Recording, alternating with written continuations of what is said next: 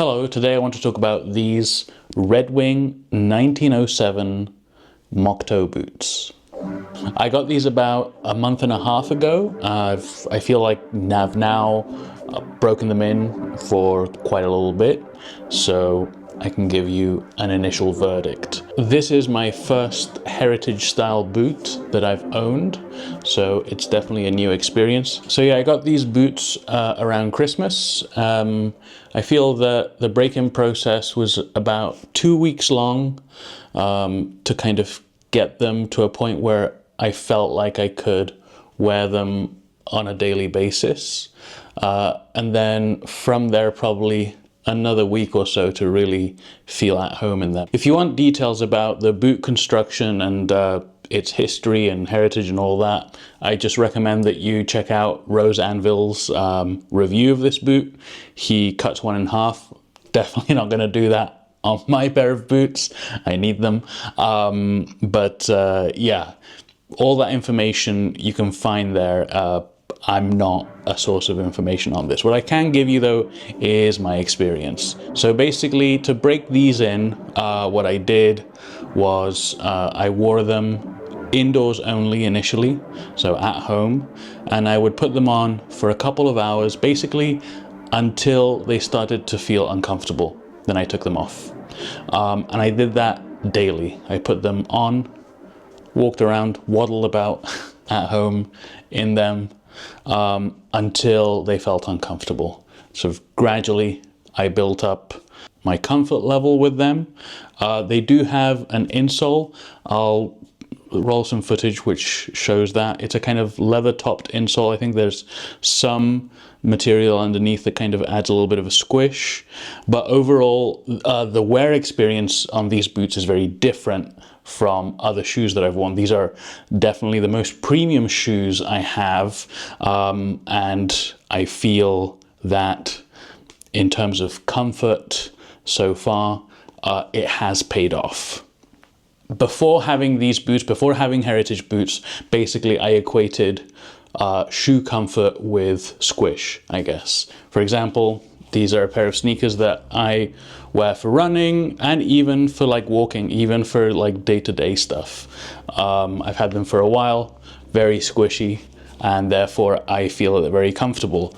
Also in terms of fit, let me give you some kind of reference points because you might find these useful. Okay, so yeah, these are an 8.5D, and I would say they fit me perfectly. Perfect fit. Like my toes are snug, but they're not smashed against the front of the shoe. My heel is like, there's no heel slip. It's firmly cushioned and supported. So that's the size that I wear for these US 8.5D. On my Red Wings, I got some 9Ds. So there's definitely a bit more room. These do feel roomier.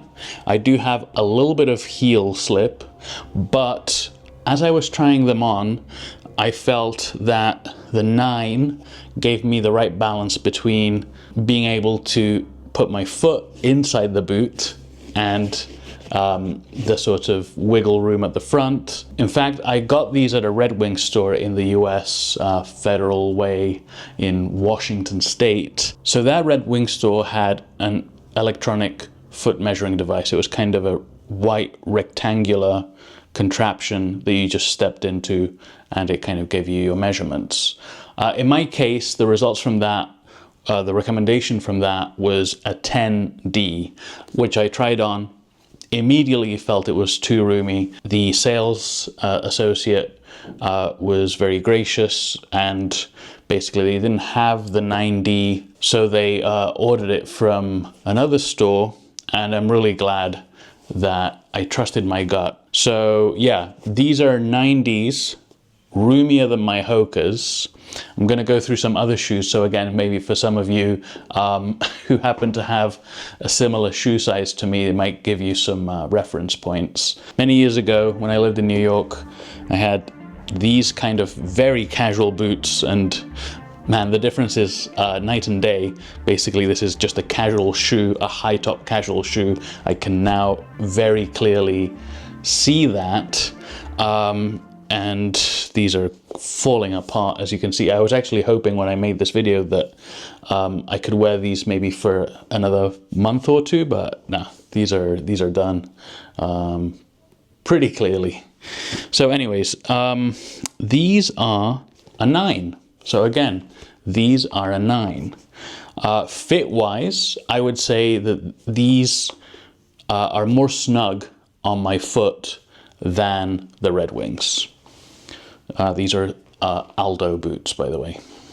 All right, my previous sort of work boot experience was with these Georgia Boot Romeos, and frankly, I didn't get along with these. I want to give them another try, but they gave me blisters on my heel repeatedly, like right on my heel, and you can kind of, you probably can't see it, but basically the fabric lining has broken up right where that my heel would kind of rub, and that would cause blisters automatically. Now these, in terms of shoe size, let me see if I can tell you what they are.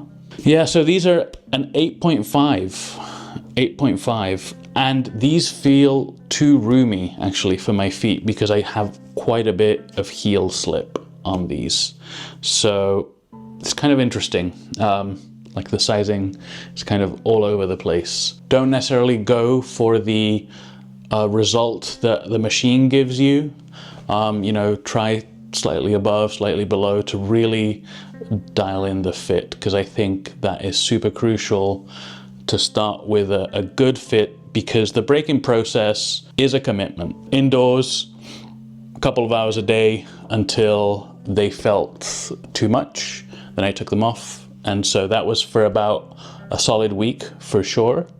After 10 days or so, I felt confident that I could do kind of short outings outside. And so I took them outside, started walking in them outside, just to really get the action, because these definitely, they're very firm, they're very stiff, which is great. In my opinion, it's a different sort of comfort. It's not about the squish, it's about the support. That's what I get from these boots. My feet feel supported. Every step I take, I feel sure-footed, and I feel confident when I'm walking in these boots. I believe these are nylon shoelaces, and they work great. Eventually I'll probably try out the leather ones that came with the shoes, but for now, that's how I'm rolling. After 10 days of indoors, some outdoor kind of trips, then I had to take a big trip, and I felt that the break-in process was going well enough that I could wear these on a flight. Yes.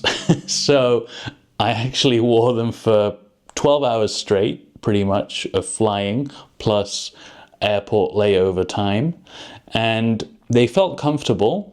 So on the second flight, towards the end of the second flight, I started feeling some discomfort in my inner heel, just one inner heel, but it wasn't like super noticeable. It was just like occasionally, if I moved my foot in a certain way, I noticed it. So I didn't pay it any mind at the time, but then when I got home and took them off, I had a blister. So thankfully I went to a pharmacy and got myself like those kind of gel plasters, and I applied that on top of the blister and then put them back on, and that ensured like full comfort and basically that the blister wouldn't be made any worse. And I just continued wearing them, and essentially I've worn them ever since. Like I said, 4 to 5 times a week. Now I don't work outdoors, I don't work in tough conditions, but like I said, I do walk 5 to 6 miles a day to get to work.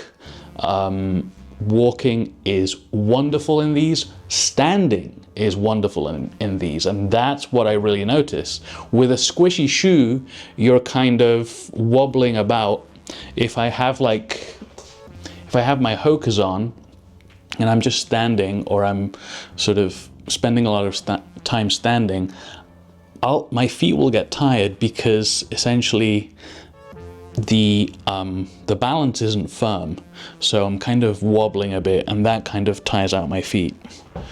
Meanwhile, when I put these on, my feet are locked in, and I think that's probably also kind of to do with the this type of sole that kind of is pretty soft to a certain extent, I guess, compared to other soles, and also is quite slip resistant, I've found. I do live in a sort of drier climate, but it does rain occasionally, and the reason why I bring that up is that the street surfaces aren't really designed for rain. So when it starts raining, that first half an hour, those sidewalks are very, very slick. And with other shoes, there's definitely been slippage. You know, I have to kind of like slow down, make sure that I don't slip. With these ones, they really grip, and that's really quite remarkable, because these are the first shoes that have been able to tackle sidewalk paving that isn't really designed for rain. These can definitely tackle it. I mean, I'm not a boot expert by any stretch. Like I say, watch someone like Rose Anvil, who does detailed breakdowns of all sorts of footwear. But the leather feels great. I can definitely, it's a huge difference from any other shoe that I've had, even other shoes, other leather shoes. You can see the grain, the color is really beautiful. There's kind of already some wear marks and some sort of creases and things. You know, I don't live in a very cold or wet area. The mornings are definitely on the nippy side. They're definitely on the crispy, sort of cold side. And with other shoes, my feet have been cold. With these, even without super thick socks, my feet feel perfect. Not hot, not cold, just right. And another thing that I'll say is that with other shoes that have fabric linings, as I wear them throughout the day, I'll sweat into the shoe, and there's going to be that typical foot smell that you have to deal with. With these ones, there's really only the smell of leather. And when I take them off, yeah, there's no bad smells so far. Even if I wear them one day and then the next day again, as long as I take them off when I get home, basically, and they aerate and they're good to go. In terms of care, all that I've been doing is I will brush these once every 2 days, just to get the dust off and any kind of street gunk off them. And I got this brush again from Red Wing. It's like horsehair, I think. Yeah.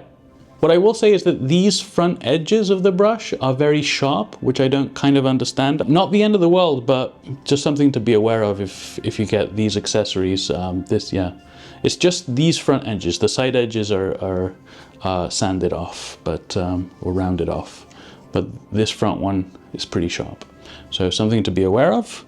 But that's all the care that I've been giving them, essentially. Just brushing them off, like I said, every 2 days or so, and then once a week I'll take the laces off and then brush the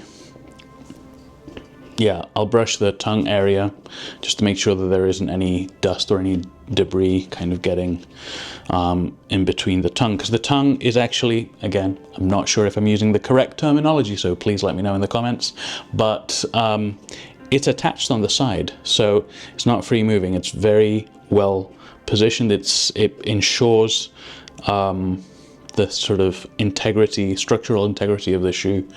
So it's really well designed, but obviously I want to make sure that there's no kind of dust or any debris that's getting stuck in there and sort of damaging the leather. So once a week, I'll take the laces off, make sure that this area is all clean. So 1.5 months in, I'm very happy with them. I think for me, these have been a great introduction to the heritage boot. I see the appeal. It's cool to wear something that is made in the USA, that uses primarily natural materials and traditional construction techniques. And at the end of the day, my feet thank me. They're not like flashy necessarily or luxury, but they're sturdy. They do the job well, and I can rely on them. Like I said, every step I feel confident no matter what I'm stepping on, pretty much. So yeah, that's my experience with the Red Wing 1907 Moc Toe boots.